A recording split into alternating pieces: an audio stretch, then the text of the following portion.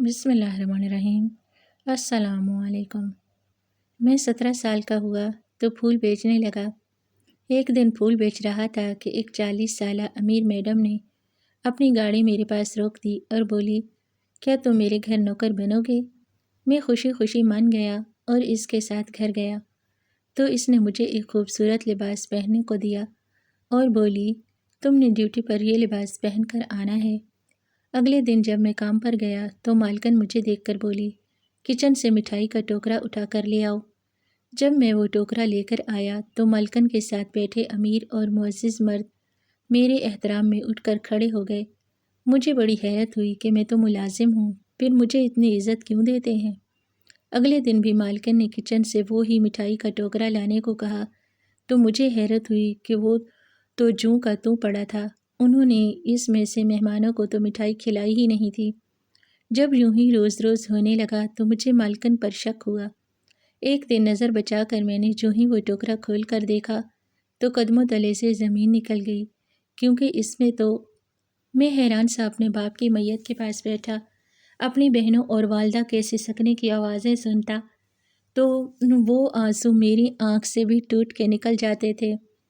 تب کوئی ہمدرد میرے کندھے پر ہاتھ رکھ کر کہتا، نہ رمیز، تو مت رو، تو نے تو اپنے باپ کی ذمہ داری نبھانی ہے ابھی۔ میرے دل میں یہ سوال سر اٹھا لیتا کہ کون سی ذمہ داری؟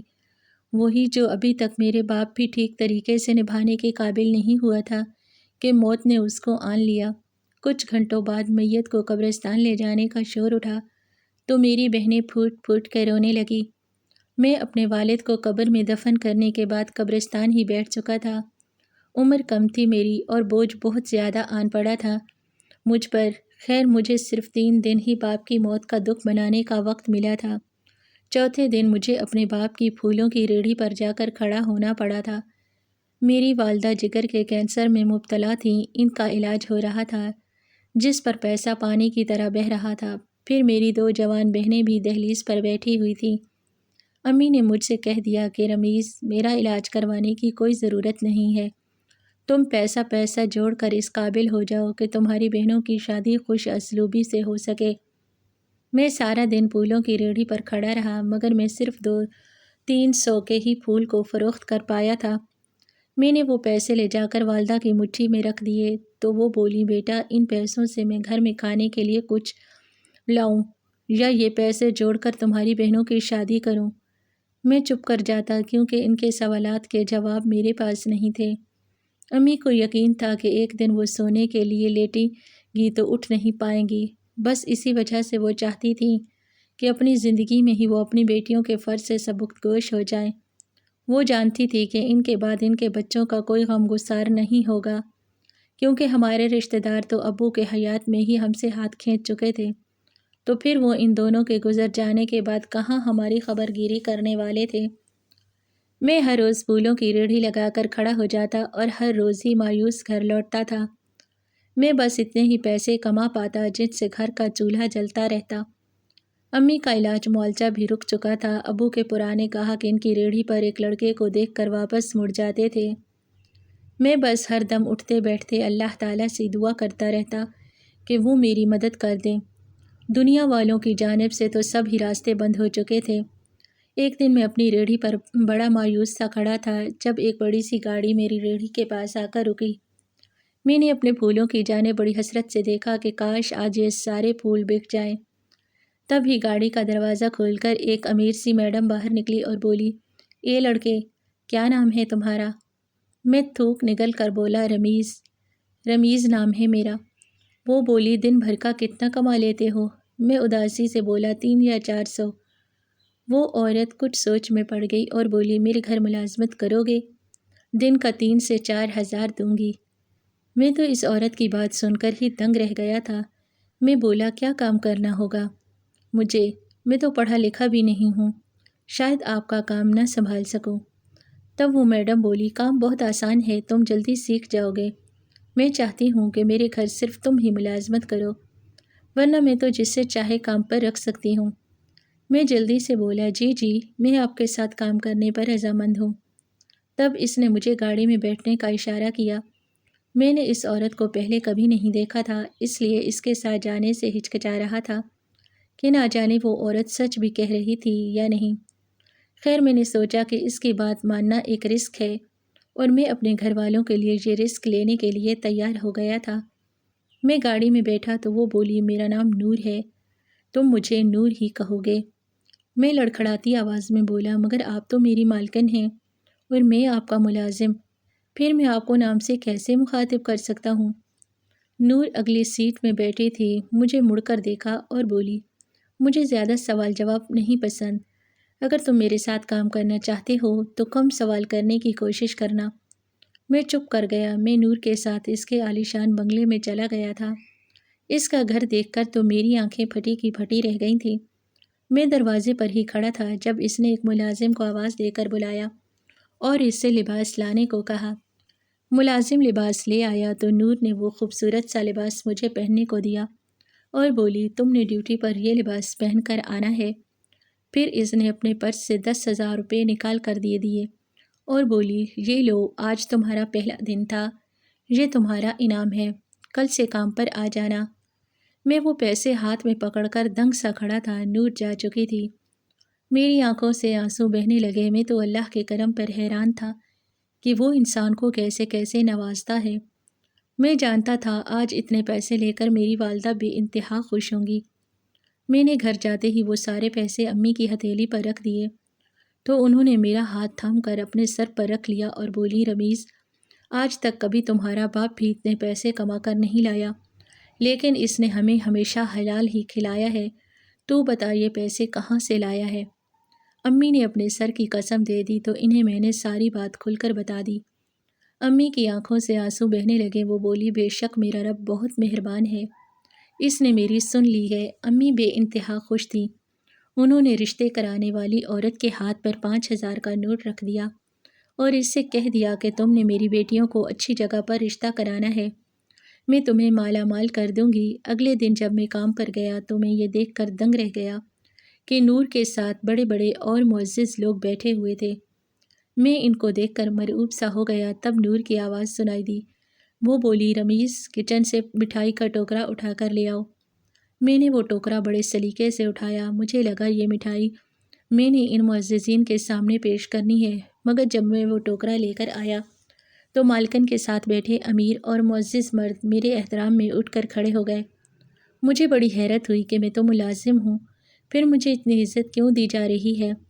میں ششتر کھڑا تھا۔ تب نور بولی رمیز تم جا سکتے ہو۔ میں نے سر ہلا دیا اور لاؤنج سے باہر نکل گیا۔ گھنٹہ بھر میں باہر بیٹھا رہا۔ تب ایک ملازمہ میرے پاس آئی۔ اس نے مجھے 3,000 روپے تھما دیے اور بولی مالکن کہہ رہی ہے تم اپنے گھر جا سکتے ہو، کل ڈیوٹی پر وقت پر آ جانا۔ مجھے لگا وہ ملازمہ میرے ساتھ مذاق کر رہی ہے۔ میں بولا لیکن ابھی تو میں نے کام کیا ہی نہیں ہے۔ وہ مسکرا کر بولی خوش قسمت ہو، یہی کام ہے تمہارا؟ نہیں، ہم تو سارا دن کام کرتے ہیں، لیکن مالکن پھر بھی راضی نہیں ہوتی۔ میں بولا کہیں مالکن نے مجھے کام سے تو نہیں نکال دیا؟ وہ بولی ارے نہیں بے فکر ہو، کل وقت پر آ جانا۔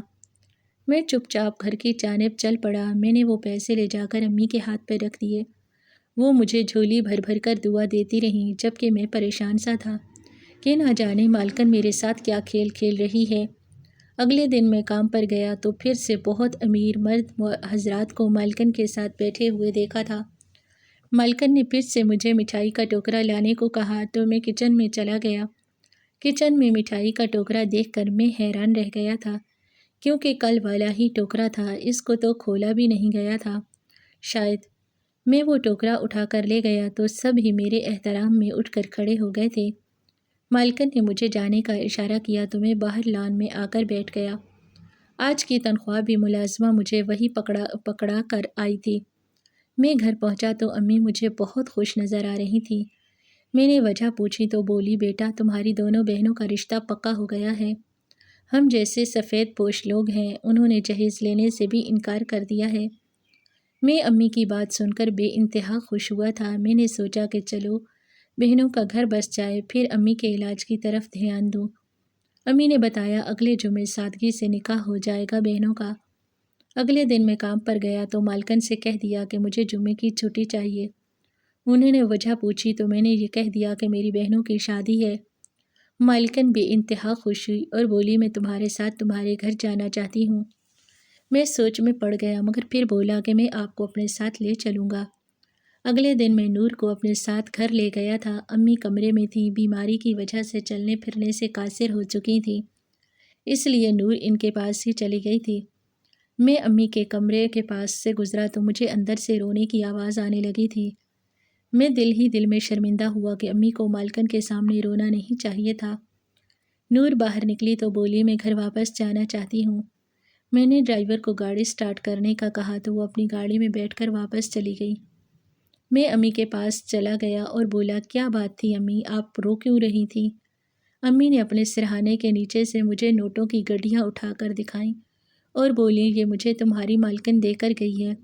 وہ کہہ رہی تھی کہ مجھے ان پیسوں سے اپنی بیٹیوں کے لیے تھوڑا بہت جہیز لازمی بنا لینا چاہیے تاکہ سسرال میں انہیں کسی قسم کی دشواری نہ دیکھنی پڑے۔ میں نے اسے منع کر دیا تو وہ بولی کہ آپ کو قسم ہے آپ یہ پیسے لازمی لے لیں۔ اس لیے میں رو رہی تھی کہ اللہ کسی طرح انسان کی مدد کرتا ہے، کس طرح اس کی سوچ سے بھی بڑھ کر نوازتا ہے۔ امی نے وہ سارے پیسے پڑوسن کو دے دیے اور بہنوں کے لیے برتن اور دیگر چیزیں لانے کو کہہ دیا تھا۔ نور میری بہنوں کی شادی میں تو نہیں آئی تھی مگر اس کی وجہ سے ہر کام خوش اسلوبی سے ہو گیا تھا۔ میں دل ہی دل میں اس کا مشکور تھا۔ ہفتے والے دن میں کام پر گیا تو اس نے مجھے میری بہنوں کی شادی کی مبارکباد دی۔ میں نے گلہ کیا کہ آپ تو آئی ہی نہیں تو اس نے ایک دم سے آنکھیں چھلک پڑی تھی۔ وہ بولی میری مجبوری ہے، میں شادی بیاہ کے موقع پر کسی کے گھر نہیں جا سکتی۔ اس کے بعد اس نے میری امی کی بیماری کے متعلق مجھ سے سوال کیا تھا۔ میں نے ساری صورتحال سے آگاہ کر دیا تو اس نے اپنے جاننے والوں میں فون کر کے ساری معلومات لیں اور بولی اپنی والدہ کے فلاں ہسپتال میں لے کر داخلہ کروا دو۔ میں بولا نہیں آپ کے اتنے احسانات نہیں لے سکتا تو وہ ہنس کر بولی رمیز تمہیں کیا معلوم کہ تم معمولی سی تنخواہ کے بدلے مجھ پر کتنا بڑا احسان کر رہے ہو۔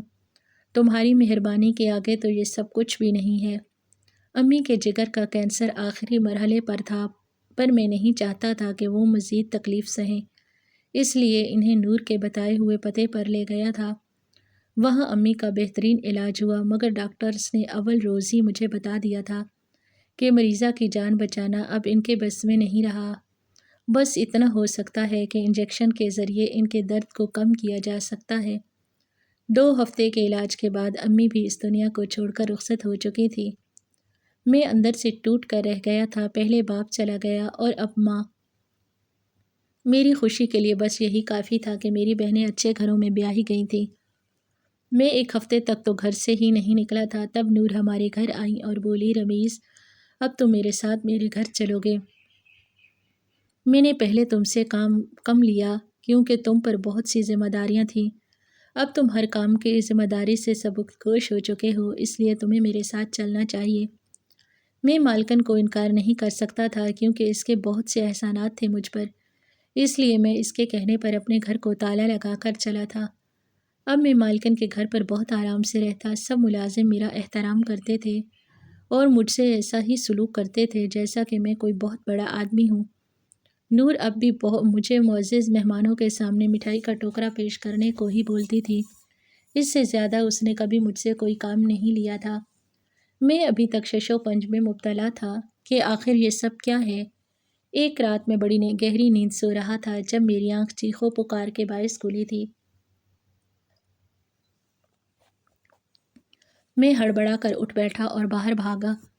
سامنے بڑا عجیب سا منظر تھا۔ ایک مرد نور کو اپنی جانب کھینچ رہا تھا اور اسے اپنے ساتھ جانے پر مجبور کر رہا تھا جبکہ وہ خود کو چھڑانے کی بھرپور کوشش کر رہی تھی۔ میں نے غور کیا تو یہ وہی مرد تھا جو ہر روز نور کے ساتھ بیٹھا ہوا کرتا اور میں مٹھائی کا ٹوکرا پیش کرتا تھا۔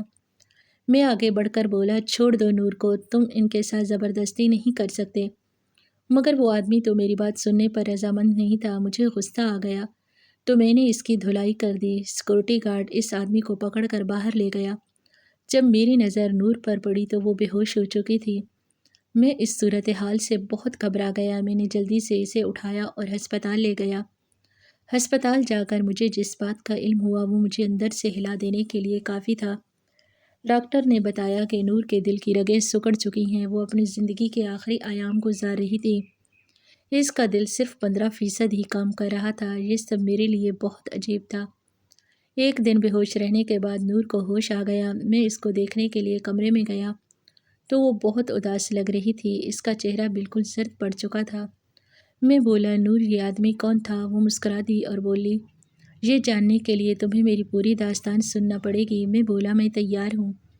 نور بولی، میں اپنے گاؤں کے امام مسجد کی بیٹی تھی۔ میرے والدین بہت نیک تھے۔ اٹھتے بیٹھتے ان کی زبانوں پر اللہ ہی کا ورد ہوا کرتا۔ ہمارے گھر میں ٹی وی پر پابندی تھی، جبکہ میری ساری سہیلیاں گانوں اور ڈراموں سے مستفید ہوتی۔ میرے دل میں خیال آتا کہ کاش میں بھی ٹی وی دیکھ سکوں۔ میں اپنی سہیلیوں کے گھر جا کر ٹی وی دیکھتی اور ہم سب مل کر گانے گاتی۔ میری آواز بہت اچھی تھی۔ ایک دن میں نے ٹی وی میں خبر دیکھی کہ ملک بھر میں سنگنگ کے مقابلے جاری ہیں۔ مجھے لگا کہ اگر میں نے ان میں حصہ لے لیا تو میں بھی کامیاب ہو جاؤں گی۔ اس لیے میں اپنے والدین سے چھپ کر رات کی تاریکی میں گھر چھوڑ کر دوسرے شہر چلی گئی تھی۔ میں صحیح سلامت آڈینس کے لیے پہنچ چکی تھی، مگر ججز نے یہ کہہ کر مجھے ریجیکٹ کر دیا کہ تمہیں اچھی سیکھنے کی ضرورت ہے۔ میں بہت افسردہ ہو چکی تھی۔ میں باہر نکلی تو ایک عورت بولی، میں نے تمہاری آواز سنی، بہت اچھا گاتی ہو، تم میرے ساتھ چلو گی تو بہت کامیاب ہو جاؤ گی۔ میں اپنا گھر چھوڑ کر پہلے ہی نکلی ہوئی تھی۔ واپسی کا راستہ کوئی نہیں تھا۔ ویسے بھی گھٹن زدہ ماحول میں واپس جانے کا میرا کوئی ارادہ نہیں تھا، اس لیے میں کچھ بھی سوچے سمجھے بغیر اس عورت کے ساتھ چل پڑی۔ اس وقت میری عمر بہت کم تھی۔ اگر میں تب اتنی چھوٹی نہ ہوتی تو شاید یہ فیصلہ کبھی نہ لیتی۔ میں اس عورت کے ساتھ گئی تو مجھے پتہ چلا کہ وہ مجھے اپنے کوٹھے پر لے کر آئی ہے۔ وہاں مجھے استاد نے گائیکی کی تعلیم دی اور میں بہت اچھی گلوکارہ بن گئی۔ میری آواز کا دور دور تک چرچا ہونے لگا۔ میں کامیابی کی سیڑھیاں چڑھنے لگی۔ تب مجھے ایک لڑکے کے ساتھ عشق ہو گیا تھا۔ میں نے اس عشق میں اس سے شادی کر لی اور کوٹھا چھوڑ دیا۔ شادی کے بعد مجھے پتہ چلا کہ میرا شوہر تو سفید پوش ہے، پھر اس کا اسلام کے ساتھ بھی بڑا لگاؤ تھا۔ مجھے یہ سب پسند نہیں تھا۔ میں غربت میں زندگی گزار نہیں سکتی تھی، اس لیے اسے خلا لے کر میں واپس کوٹھے پر آ گئی۔ تب مجھے پتہ چلا کہ میں تو امید سے تھی۔ میں نے یہ بات بائی کو بتائی تو وہ بولی، یہ تو خوشی کی بات ہے، ہم لوگوں کی دولت بچے ہی ہوا کرتے ہیں۔ تب میرے بطن سے تم نے جنم لیا تھا رمیز، میں نے تمہیں پیدا کیا تھا، لیکن میں تمہاری ذمہ داری سے گھبرا گئی تھی، اس لیے میں نے تمہیں ایک پھول بیچنے والے کو دے دیا۔ ہمارے کوٹھے کے پاس بہت سے پھول والے ہوتے تھے۔ ہم ایک ہی پھول والے سے پھول خریدا کرتے تھے، اس کا نام شفیق تھا۔ شفیق کی 2 بیٹیاں تھیں۔ اس بیٹے کا بہت شوق تھا، وہ اکثر ہمیں دعا کرنے کو کہتا تھا۔ ایک دن میں بولی، یہ میرا بیٹا تم لے لو۔ اس نے دوسری بات نہیں کی اور تمہیں اٹھا کر لے گیا، کیونکہ وہ اس بات کا گواہ تھا کہ تم میری جائز اولاد تھی۔ میں نے شفیق کی منت کی کہ تم اپنی ریڑھی یہاں سے لے جاؤ۔ شفیق نے اپنی ریڑھی بھی وہاں سے ہٹا لی۔ میں نے اپنی زندگی بہت عیش و عشرت میں گزاری، بہت پیسہ کمایا۔ مجھے چوں میری عمر بڑھنے لگی تو آواز بھی ختم ہونے لگی، گاتے گاتے سانس بند ہو جاتا۔ میں نے اپنی زندگی میں بہت کامیابی دیکھی تھی، اب کامیابی کی خواہش بھی نہیں رہی تھی۔ میں جان چکی تھی کہ ہر چیز کو زوال ہے، اس لیے میں نے کوٹھا چھوڑ دیا۔ اپنا چیک اپ کرایا تو پتہ چلا کہ دل کے عارضے میں مبتلا ہوں۔ میں نے اپنا بائی پاس کروا لیا۔ کچھ عرصہ ٹھیک رہی، مگر آہستہ آہستہ دل ختم ہونے لگا۔ آپ کو معززین تم دیکھتے ہو نا، ان میں سے کچھ تو وکیل ہیں اور کچھ میرے عاشق۔ ان لوگوں نے میری آواز پر اپنا بہت پیسہ لٹایا تھا، اب وہ اپنا پیسہ تنہا عورت سے وصول کرنا چاہتے ہیں۔ میں نے ایک دن تمہیں دیکھا تھا، تم پھول بیچ رہے تھے، تم بالکل اپنے باپ پر گئے ہو۔ مجھے لگا میرا شوہر کھڑا ہے، میں نے تمہارا پیچھا کیا تو پتہ چلا کہ تم تو پھول بیچنے والے شفیق کے بیٹے ہو۔ تب میں تمہیں پہچان گئی تھی، اس لیے میں نے تمہیں اپنے ہاں کام پر رکھ لیا۔ میں نے اپنی ساری جائیداد تمہارے نام پر کر دی ہے اور ان لوگوں کو بھی بتا دیا تھا کہ اب تم ہی میری جائیداد کے مالک ہو۔ مٹھائی کا ٹوکرا بھی میں تم سے اسی لیے منگواتی تھی تاکہ انہیں زج کر سکوں۔ میں ان سے کہتی تھی کہ میری جائیداد تو اب اس لڑکے کے نام پر منتقل ہو چکی ہے، تم لوگ اپنا منہ میٹھا کرو، ہو سکے تو مجھے معاف کر دینا رمیز۔ اتنا کہہ کر نور نے آنکھیں بند کر لی تھیں اور وہ مر چکی تھی۔ میری سگی ماں مر چکی تھی۔ میں نے اس کی تدفین کی اور اس کے تمام جائیداد خیراتی ادارے بنا دیے اور ایک دل کے مریضوں کے لیے ہسپتال بھی بنا دیا تھا۔ میں اپنی ماں کی کمائی میں چاہتا تھا، اس لیے خالی دامن ہو گیا تھا۔ اب میں اپنے باپ شفیق کے گھر واپس آ چکا ہوں۔ زندگی نے مجھے بہت کچھ سکھایا ہے۔ میں اب اپنے تجربے کے تحت کام شروع کر کے اپنا روزگار کماؤں گا۔ مجھے امید ہے کہ میں اس بار ناکام نہیں رہوں گا۔ آپ کو کہانی کیسی لگی؟ کمنٹ سیکشن میں اپنی قیمتی رائے کا اظہار ضرور کریں۔